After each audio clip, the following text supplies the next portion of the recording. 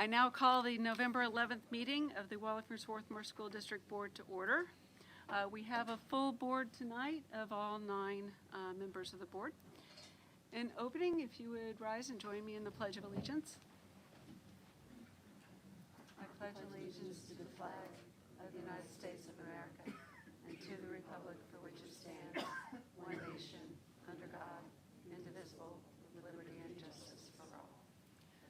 All right. Thank you. Okay, first up we have the Student Representatives Report. Ms. Sharman. Thank you. The past few weeks, the district has been collecting candy for our troops. Overall, we collected over 1 ton of candy, roughly 2,200 pounds. The candy, letters, and decorations left for Fort Dix after Wes's assembly with Sergeant Maddox. The district would like to thank John Schwartz and the team from Boeing Veterans Group, West 3rd grade teachers who organized the candy, and the WSSD community for their sweet donations. This Tuesday, November 12th, there will be a Sleep in School Start Time panel event from 7 to 8:30 p.m. in the high school auditorium.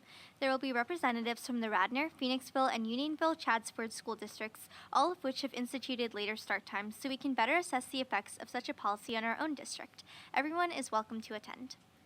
At West, students will have the chance to go down to the library during class for the annual book fair from November 11th to November 15th. On Wednesday, November 13th, parents can accompany their student to the book fair from 6 to 8 p.m. All proceeds will go to the West PTO. Finally, this week, Mrs. Garr's 2nd grade class is hosting a milk and cookie stand. Cookies and milk will be sold for $1 each, with the proceeds going to the Red Cross. At NPE last Friday, November 8th, 3rd graders hosted a Veterans Day program. At the assembly, students shared what they learned about Veterans Day and the branches of service in the U.S. military with the school community. Several veterans were present at the assembly and were honored and recognized by NPE. On Sunday, November 24th, the NPE PTO will host a holiday bazaar from 12 to 3:30 p.m.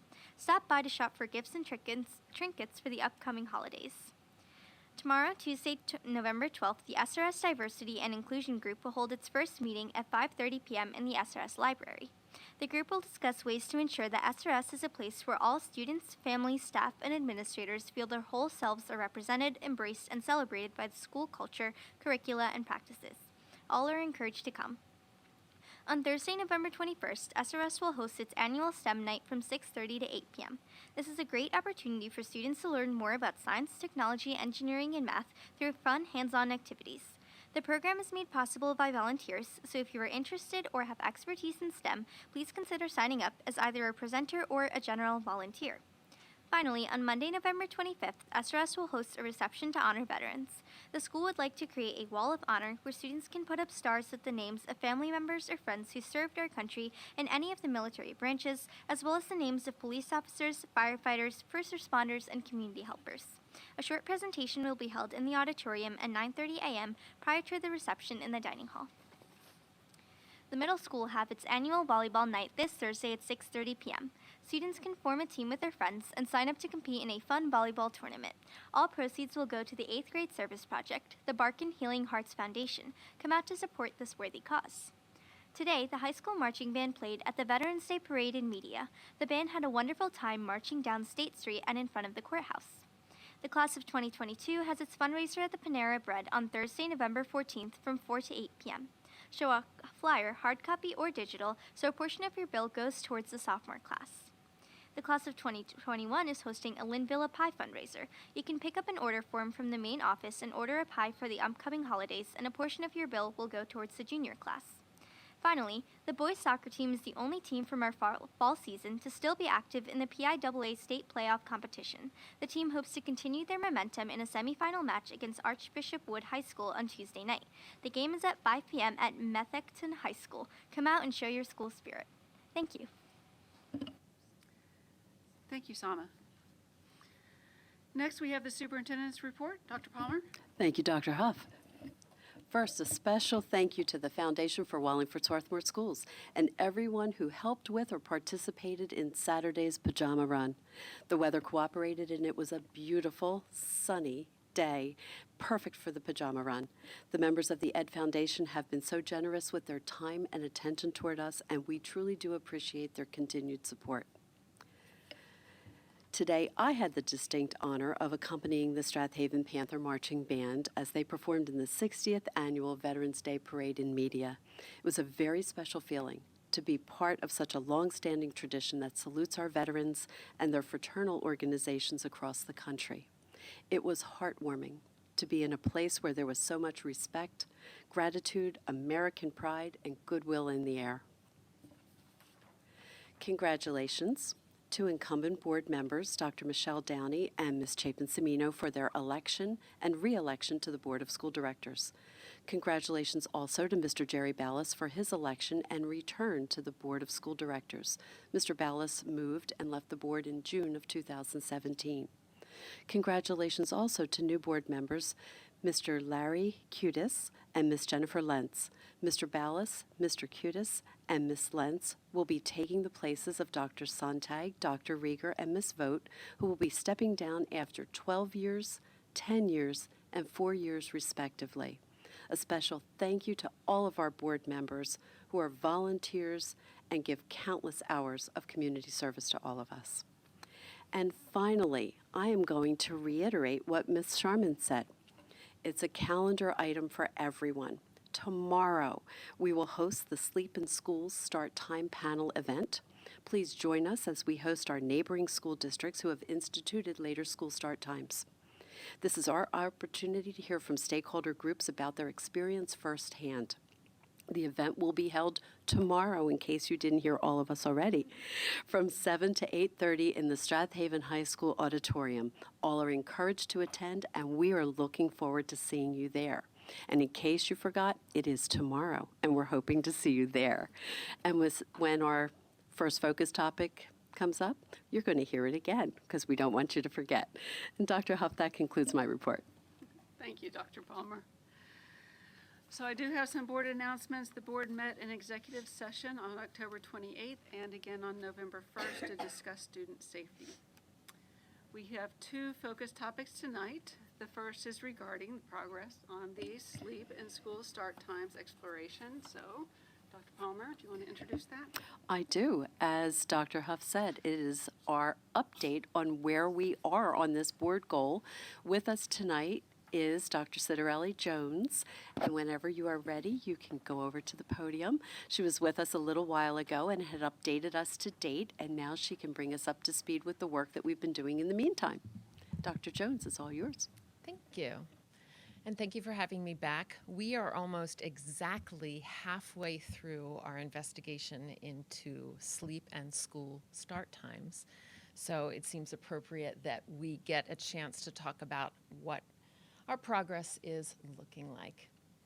So I wanted to begin by highlighting that the Pennsylvania Joint State Governor Commission report was released a few weeks ago. It's on the webpage, the Sleep and School Start Time webpage, so you can read the full report if you're interested.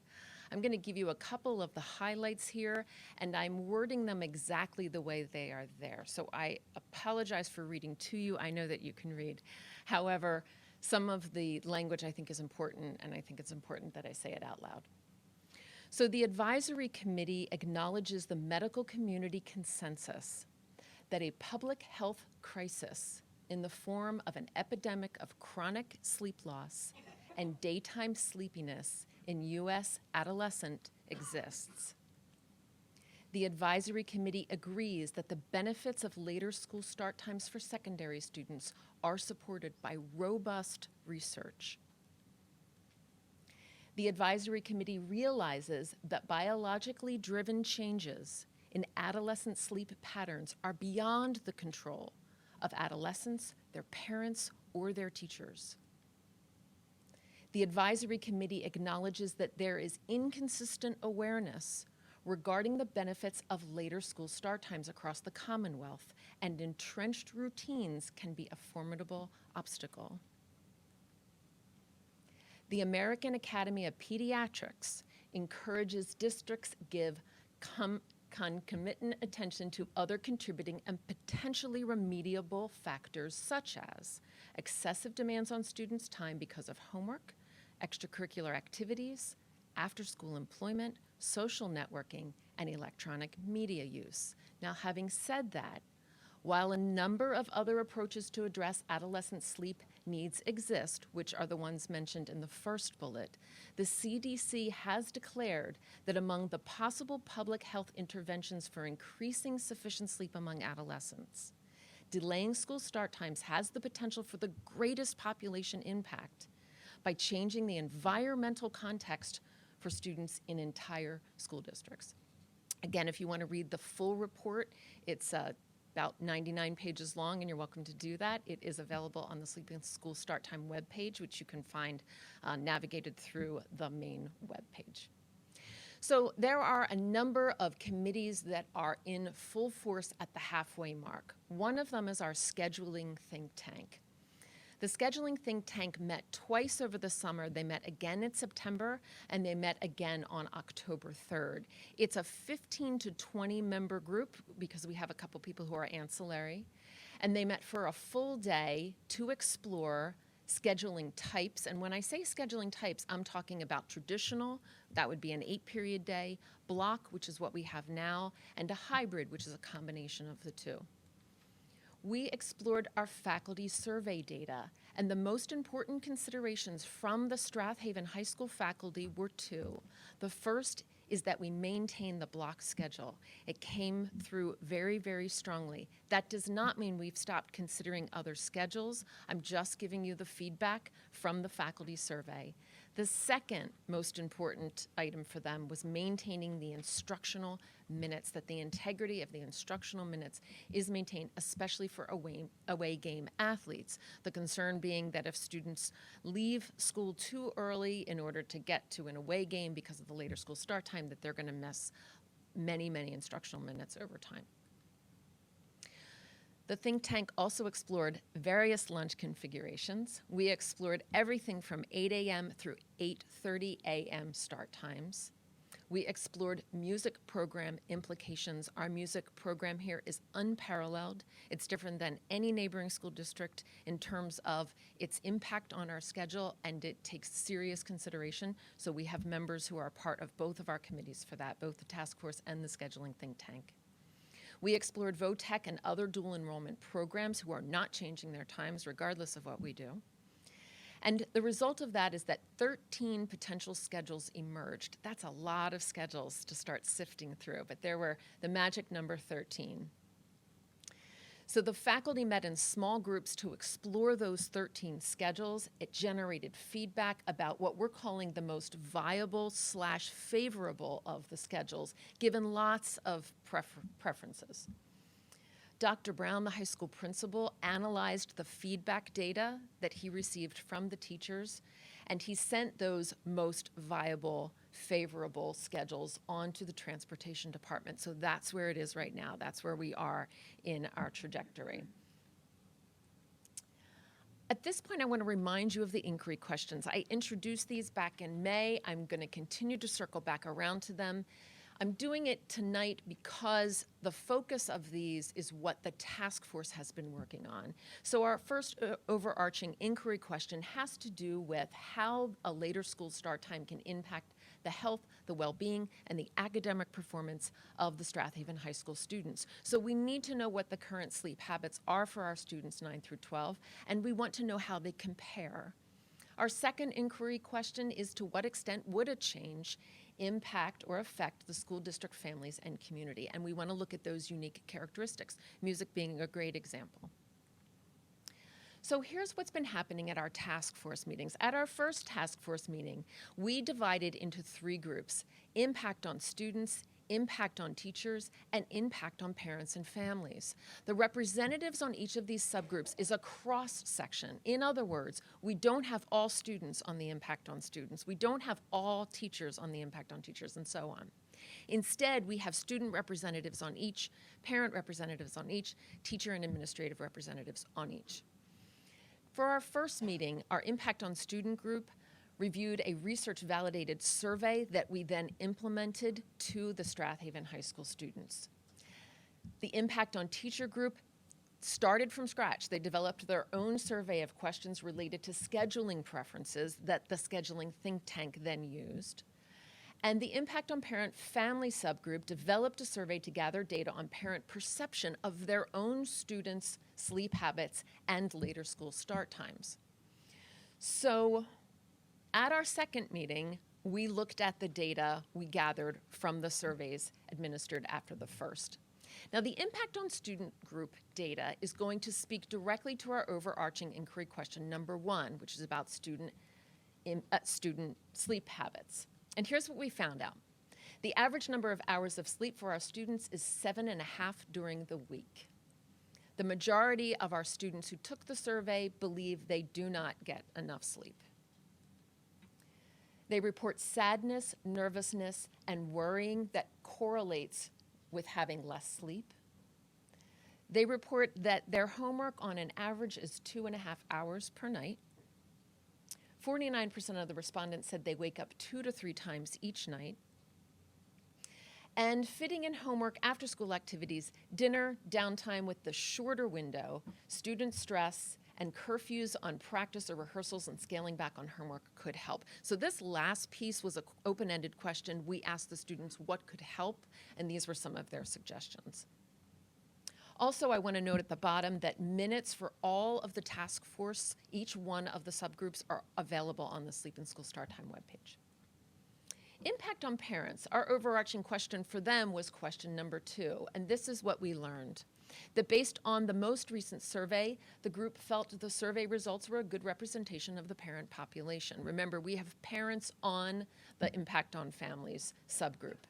65% of the respondents of the parents believed that their kids got too little sleep, which lines up with what they reported with regards to bed and wake times. 60% of the parents think the school district should consider starting later for the Strathaven High School students. And finally, there are concerns about later school start times for parent work schedules, for the timing of extracurricular activities, for the volume of homework. We're seeing that as a recurring theme. And these were dominant in the open-ended section from our parents. The last is the impact on teachers. This also addresses our overarching question number 2.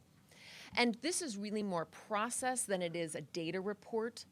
They reviewed the various aspects of scheduling, such as an advisory period. What would that look like? The uses of fifth block, are they effective? Could they be more effective in different ways or in different locations within the schedule?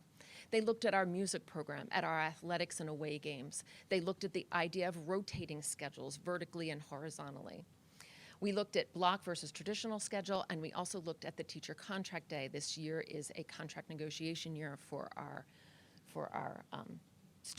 school teacher union. So one of the things that I wanted to do is give you an updated timeline. We started a timeline trajectory in May. We adjusted it in April. And every question leads to some answers, but also more questions. And so the timeline has been evolving as we go. And so we've been making adjustments. You're the first to see the updated timeline, but I think it's important to know what we expect to be doing with this second half of time for the investigation. Remember, we are 2.5 months in. We have 2.5 months to go for the investigation. Tomorrow, if you didn't hear it yet, we are having a panel discussion. Tomorrow night, there will be representatives from Radnor and Phoenixville. The Unionville-Chadds Ford School District will be there in the morning. They are sending students to speak directly to our students. Radnor will also be sending students to speak directly to our students. The evening will be Phoenixville and Radnor representatives. At some point this November, our school staff, along with Dr. Chris Brown, will be visiting Lower Merion and Harriton to look and understand some of their schedules. They have some unique schedule systems. In November, we are going to have a core council meeting. I know it seems like a lot of committees. I'll remind you that the core council is made up of administration, transportation, HR, business, Lisa Palmer, me, I think that athletics, yeah. So it's a hardcore group of administrators. We are going to be meeting for the first time, and we're going to start trying to pull all of the threads together. Things like transportation, teacher contracts, athletics, music, the teacher feedback. It will be a group that will start sifting through all of the different committees' information. And in November, our transportation analysis is ongoing, both through our own transportation department and TransFinder. In December, on the 16th, we will have another task force meeting. At that task force meeting, our scheduling think tank will be present to present some of the most viable options after transportation has had a sense of what would work within those 13 ideas. Remember, we generated 13 ideas. They're now sitting with transportation. In December, we are going to consider possible subsequent surveys if we have more questions and we want to get some more input from parents or students or teachers. We're going to go ahead and use our time for that. And there'll be an ongoing cost analysis both from the business office and our core council members. In January, we will have our final task force meeting.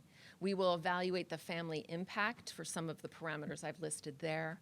We're going to evaluate student impact for some of the parameters I've listed there. And we're going to evaluate the teacher impact with the items that I have listed there. Also, we're going to take a look at external stakeholders. Although we have lots of opportunities for community members to use our email to generate their questions and their concerns, to give us some feedback, this is our chance to call places where our students normally work, to call the VOTEC programs, to look at life skills programs, dual enrollment, community partners, and to find out what a change in school start time would mean for them specifically. On January 13th, we'll be doing another school board presentation for updates. The core council will meet to finalize our report out, and on February 10th is our trajectory for the final school board presentation by the Sleep and School Start Times Task Force. That means members from all 3 impact groups will be here to report on their specific impact area.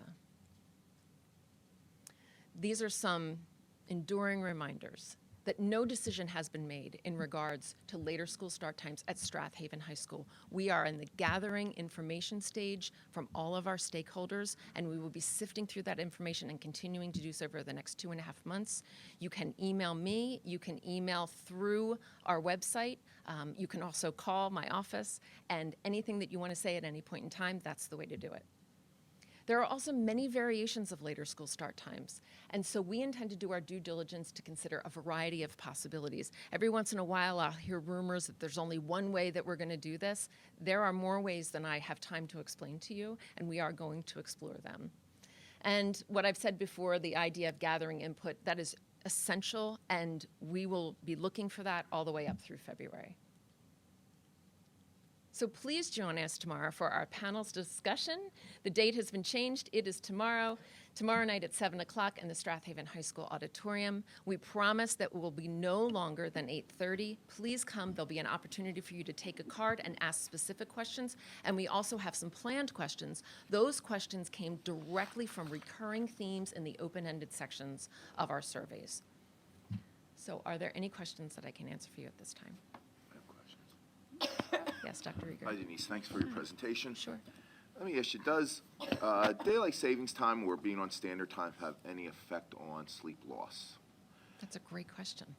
For instance, the length of darkness versus the length of sunlight. You know, you say that students get 7.5 hours. Does that change versus when it's lighter out longer in spring and in summer versus as the sunlight shrinks? Yeah. I mean, that's a really, yeah, go ahead. And then also, would that start time possibly be adjusted based on the length of the day, the length of sunlight versus darkness? Yeah.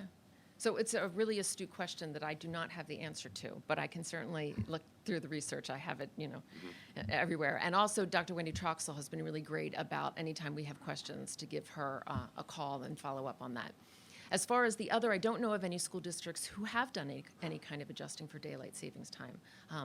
But it stands to reason that it would affect students, even if it's just that adjustment to the hour. Forget the sunlight and the darkness, but the adjustment of an hour has to throw students off over a certain amount of time. And so do we keep that in mind for things like homework and stress and the way that kids are lacking sleep because of that, whether it's spring forward, fall back? Well, my point is that many individuals are more active when there's, in the summertime and the spring, when sunlight, sure. There's an extension of sunlight versus people tend to say they hibernate, they tend to sleep more during wintertime, when it's dark at 4:30, 5 o'clock.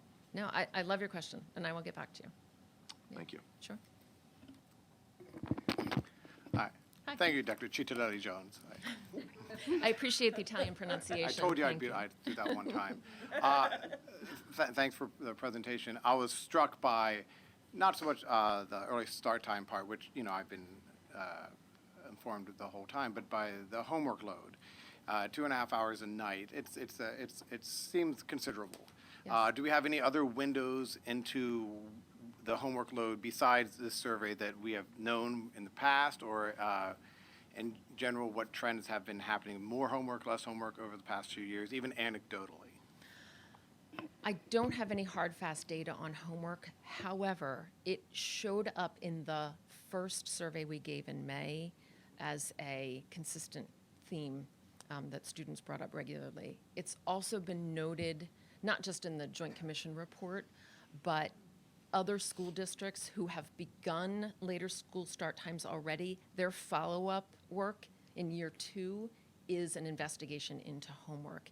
And I think not only because the Joint Commission report specifically calls it out, but because when you have a shorter amount of time in which to do that homework, you have to make sure that that homework is meaningful. Now, I'm not sure if you know that I have some really deep-rooted feelings about homework, and so I'm going to keep them to myself for now. But certainly, it's something that we want to look at regardless of later school start times. And you mentioned earlier about block scheduling. When we look at homework and look at being able to adjust homework, do you think there's a difference between if it is block scheduling with 4 classes versus or there's 8 classes being able to adjust homework? Yes, and I can speak anecdotally to that. I'm in the Garnet Valley School District, so they recently went from block schedule that they had had for over a decade to a traditional schedule. It's rotating, and it's a bit of a hybrid because they do have a block that floats. However, it is an 8-period day. And I have a senior there now, and he would hate that I'm saying this, but he is for sure struggling with keeping track of, right, even just the executive functioning, keeping track of all of the different assignments and when they are due.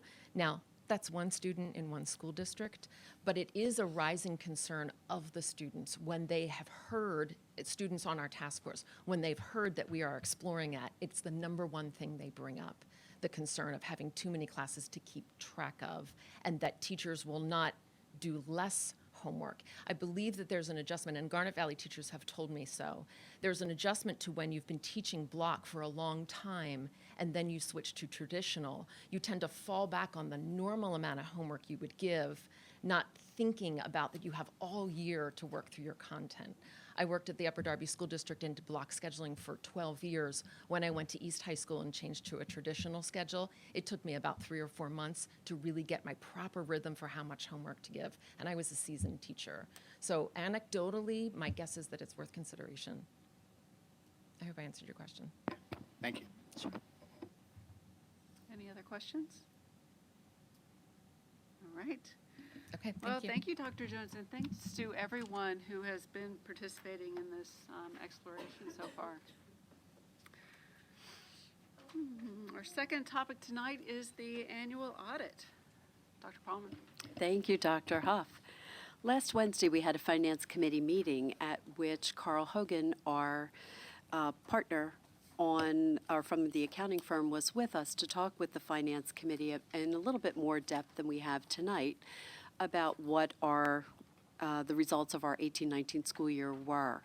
And tonight, we have Michael Moot, who is the manager with BBD, our second in command. And Michael, if you want to go over to the podium. We have with us our draft copy of the audit. It will be a draft copy until the board accepts it this evening. And what Mr. Moot will do this evening is walk us through at a higher level view of what our operations looked like during the 18-19 school year. But before he starts, I'm going to actually send out a thank you and some kudos to Martha Q and the business office, because you see Martha with us when she presents the budget, but you don't see her at audit time. And while she's presenting the budget at the beginning of the year, she's working on the operation of the district all year and really bringing it home at audit time. And it's that invisible work that you don't see, and the department should be recognized for a fabulous job in getting everything ready and keeping the operations going all year long. So Martha, kudos to you and your crew. And Mr. Mood, you can start whenever you would like. Okay, thank you very much.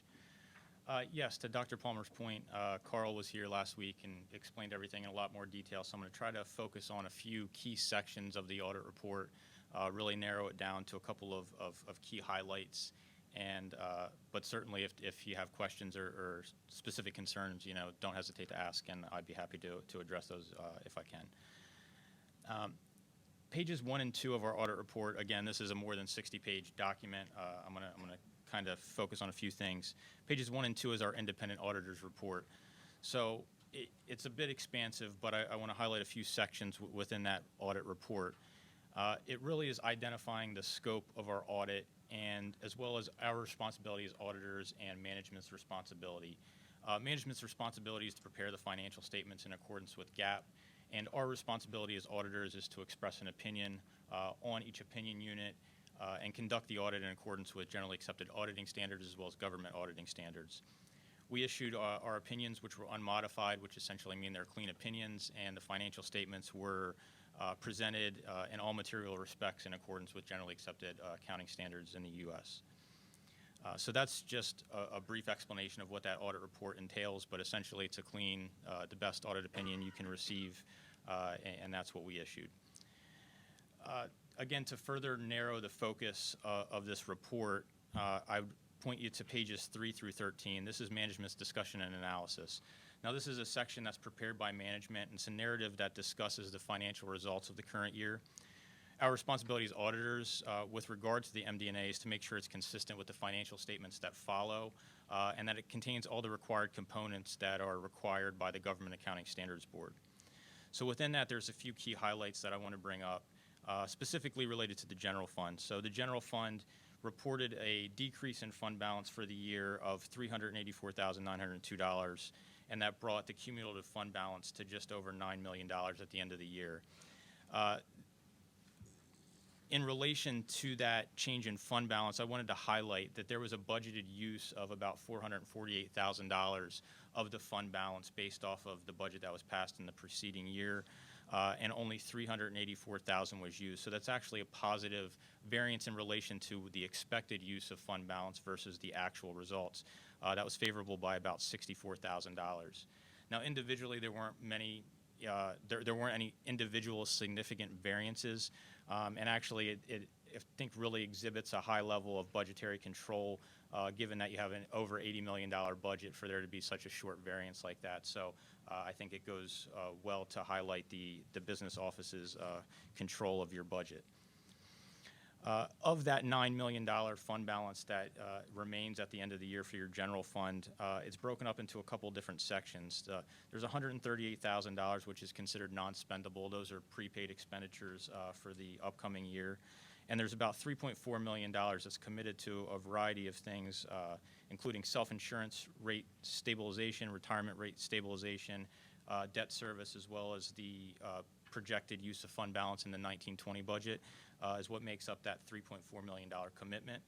And it leaves about $5.5 million remaining that's unassigned, which is about 6.5% of the 1920 budget of $84 million. 6.5%, that's within PDE requirements you're supposed to maintain in order to have the ability to raise taxes and things of that nature. It needs to be below 8%.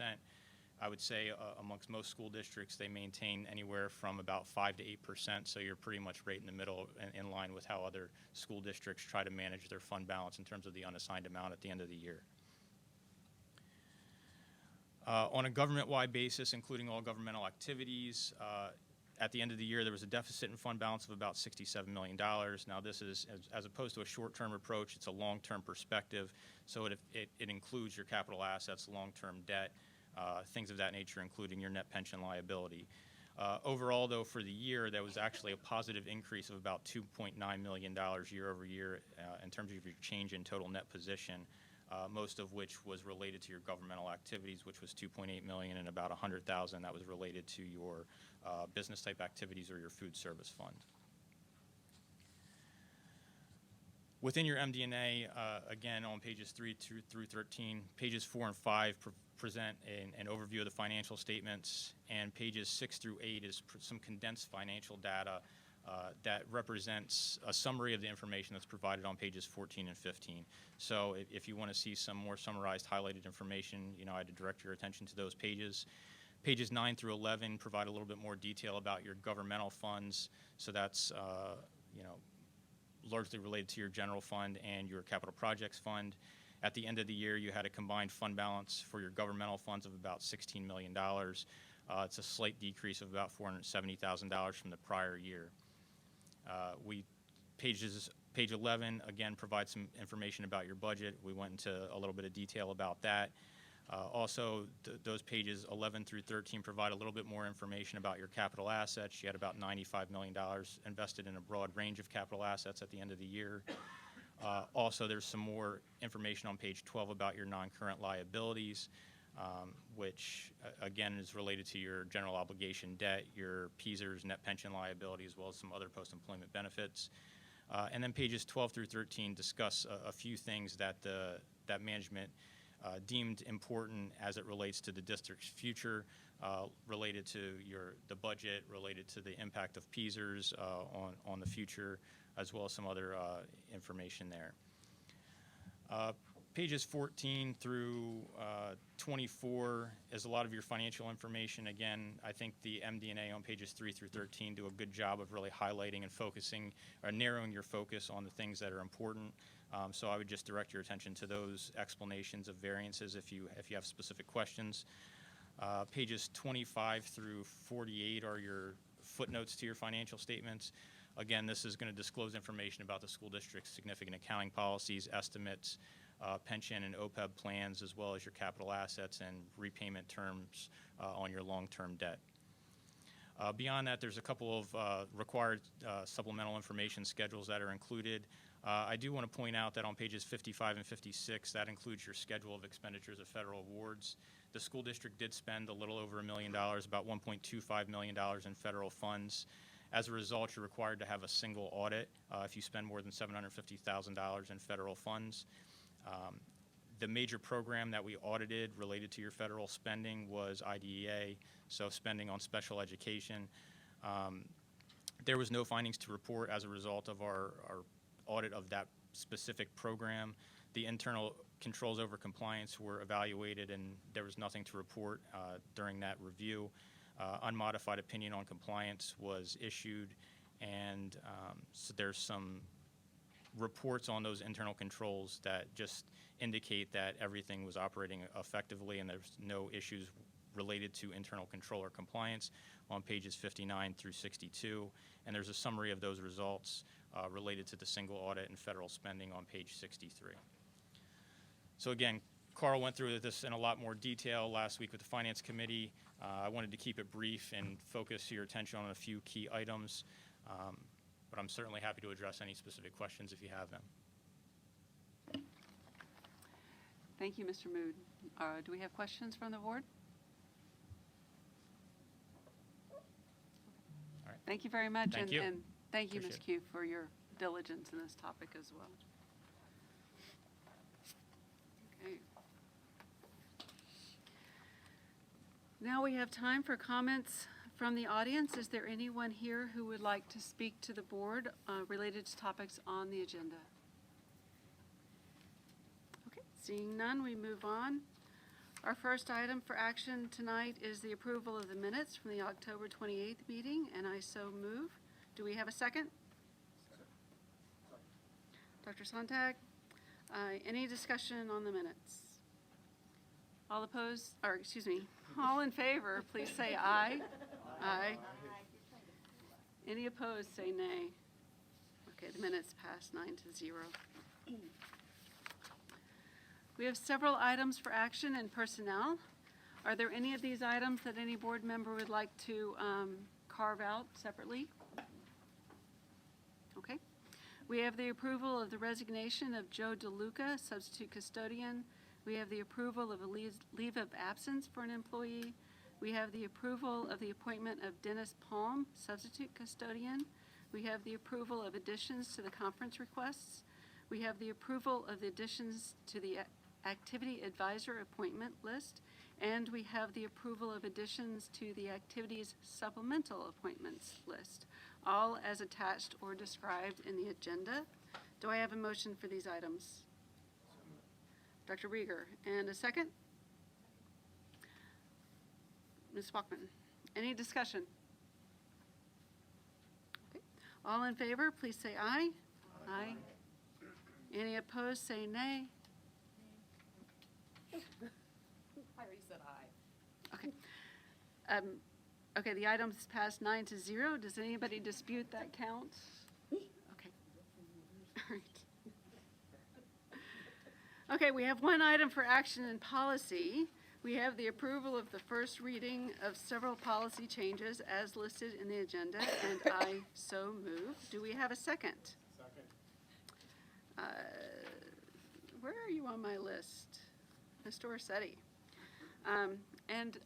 One thing I would like to say is I would like to remind folks that changes to board policies are presented at 3 successive board meetings, and then they are officially adopted at the 3rd meeting.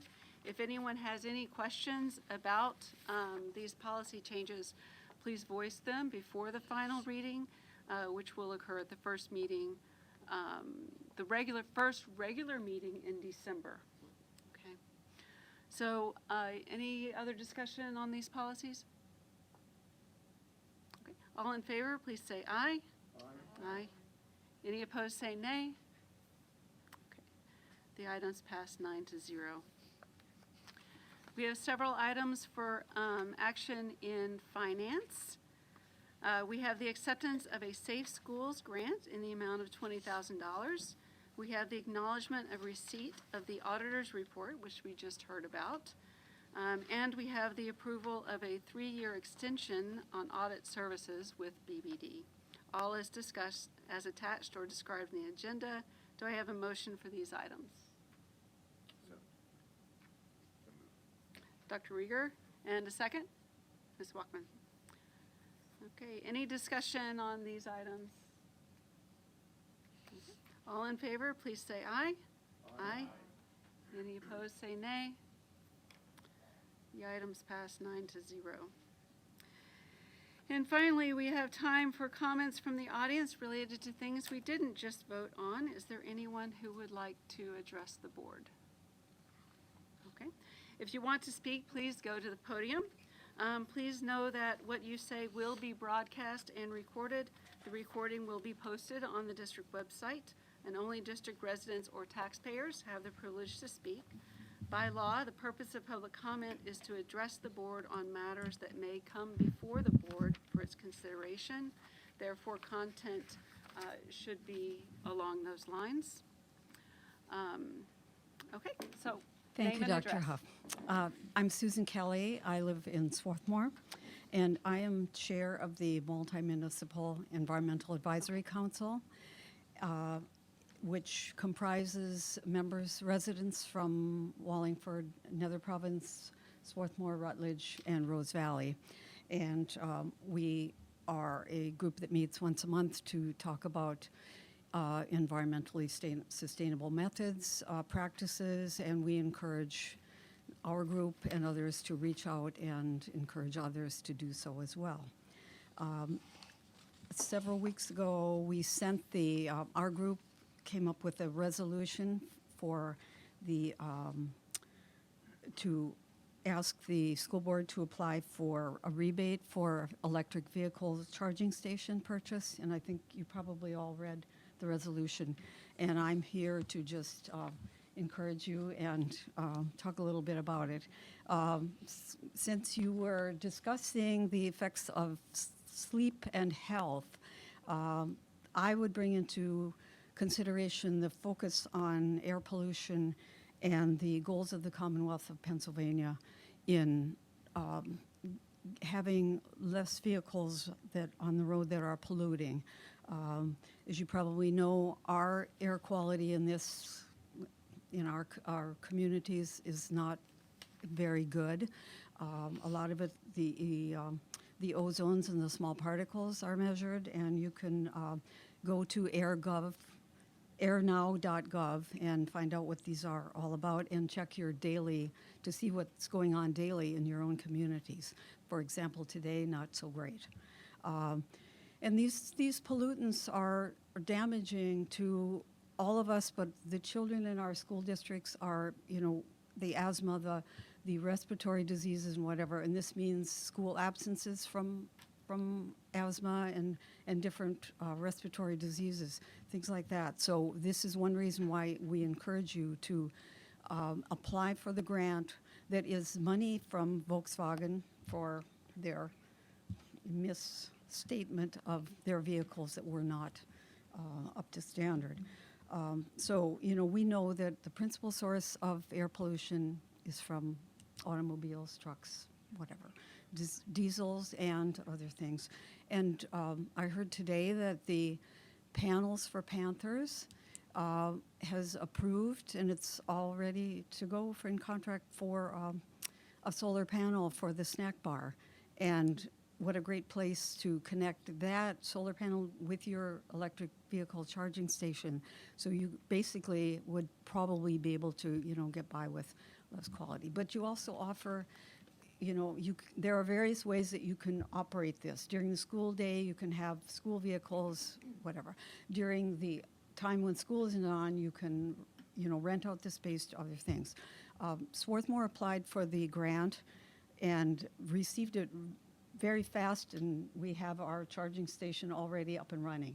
So it's in Borough Hall if anybody wants to see it. And Jane Billings, the borough manager, is more than willing to talk to anybody who wants to get involved in this. So we would really like someone from the school board to join us in our multi-municipal environmental advisory council. So if anyone is interested, raise your hand, see me, whatever. We meet once a month. 2 months ago, we had Dr. Marilyn Howarth, who's a nationally recognized toxicologist from the University of Pennsylvania, the toxicology department there, came and talked to us about air quality and the effects on health. And this is the kind of thing that we encourage our group to investigate, reach out, and share our knowledge with all of people like you. So if anybody wants, we are meeting a Wednesday at 7 o'clock in Swarthmore Borough Hall if anyone's interested in joining us. So does anybody have any questions? Comments? This really isn't a forum where we can ask Oh, you okay. questions, but the meeting is almost over, and so board members may Oh, come to okay. ask you Great. questions afterwards. Okay. Thank you so But, yeah, much. But thank you for bringing us this information, and I think there are a couple of members of the administration that are already moving on some of these things. Great. Okay. Thank you very much. Is there someone else? Okay. Pam Bill Foster. I live in Swarthmore, Pennsylvania, and I'm also a member of the multi-municipal EAC. So Susan was just talking about the Commonwealth's interest in having these grants, which was really about air quality. So if you go to the Driving PA Forward website that describes the grant, it really focuses on health and the adverse effects of things like ozone and small particles on lung function. But also to keep in mind is the current scientific consensus that we're in a climate emergency, and electric vehicles produce less CO2 than cars that burn gasoline. And so with the scientific consensus that changes that were long forecast are now seem to be happening sooner, seem to be happening faster than was predicted, there's a reasonable expectation that these changes could seriously jeopardize the positive future that Wallingford-Swarthmore School District has been working towards for the children. And so doing things to help the climate beyond air quality matter. So why do electric vehicles for commuting help with CO2? So the interesting thing is it depends where you live. So how your grid is powered matters. So if you live in Ohio, where your grid is mostly powered by coal, electric vehicles don't help so much with CO2. But in Pennsylvania, an electric vehicle charged with the electricity that's produced and available in our region produces about 2.5-fold less CO2 per mile driven than does the average car powered by gasoline. And it's about 20% less CO2 per mile driven than very high efficiency cars in stop and go traffic like a Toyota Prius. So it's even better than a Prius. And that's with our existing power grid, which if you hook up things like solar panels, it would be better than that. So hopefully the direction of change is towards the good. And so the advantages of electric vehicles are really for two reasons. And primarily it's that the fuel used to generate the electricity in Pennsylvania just has less carbon in it. And so 39% of the power on our grid is from nuclear. So that's, of course, 0% of the carbon that's in gasoline. And 36% is from natural gas. And that's 25% less carbon per energy produced than gasoline. So all in all, the current Pennsylvania power mix has about 1/3 of the carbon in it of generating by coal. So it's better than what you would get in Ohio, and it makes all the difference as to whether an electric vehicle makes sense, and it does here. The second thing that contributes to the advantage of electric cars is just some of the details of the efficiency. So like using a gas turbine to generate electricity, you can operate at much higher temperatures and pressures than you can in a car. And so it, thermodynamically speaking, is just more efficient to produce power at a electric facility, an electric power generation facility. So the advantage in efficiency compared to burning gasoline engines in cars through all of the steps, the higher efficiency in power generation, but still you have line losses that you have. And then there's charging a car isn't perfect. It's maybe about 85%. So all in all, you're still about 30% to the good. So you really have two reasons that electric vehicles help. And so the bottom line is, given the existential threat of climate change, having cars that produce less CO2 is worth pursuing for the future of our children. So thanks for your time. Thank you. Thanks, Bill, for sharing that information. I have one question actually for both you and for Susan. In the interest of completing our minutes, we do need your actual addresses. Neither of you Absolutely. actually mentioned them. So my address, and well, I can I'll make another public comment before I'll give you my address and then give my comment about my address. So this is live streamed. My address, and no one's home right now. Nobody is home. I live at 412 Strathaven Avenue in Swarthmore, Pennsylvania, 19081. So my other public comment is that the Sunshine Law requires that people speaking at public comment be, as you say, taxpayers, residents of the region. It doesn't say how you ascertain that. So when we sign in at the sign-in sheet, that is one way to get at it, or we can have a sign-in sheet right here when we speak. So the important thing is that you get our address. I would just say, I don't think you have to get it this way. So thank you. Susan, would you like to tell everyone your address? I think your husband's home, though. Yes. Okay. Yes. I'm at 339 Vassar Avenue, Okay. Vassar Avenue in you. Swarthmore. Thank you. All right. Do we have anyone else tonight? Okay. Do we have any old business tonight? Mr. Abt, do you have any update on any signs? Figure I ask you. We've sent it out to, we've met with the zoning commission, we've sent it out to numerous vendors. Their proposals are due back, I think it's November 15th. Thank you. Do we have any new business? Okay. Thank you. This meeting is adjourned.